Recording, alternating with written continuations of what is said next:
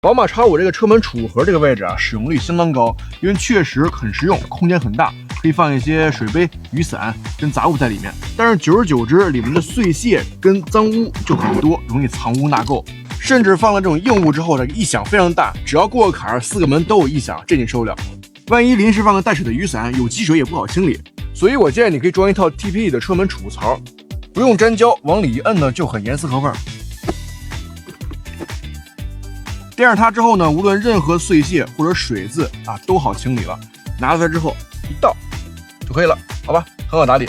这个材质呢是 TPE 的，没有异味，而且很软。把它垫在里面，再放上水杯，异响会小很多。总而言之啊，防刮耐磨，还好打理，还可以指针静音。4个车门，每车门俩，一共是8个啊。摩卡棕、环绕红、黑色都有，我建议你们选黑色，看起来更和谐一点，不会突兀。东西确实不错，链接放在视频左下角了，有需要的朋友们可以按需购买了。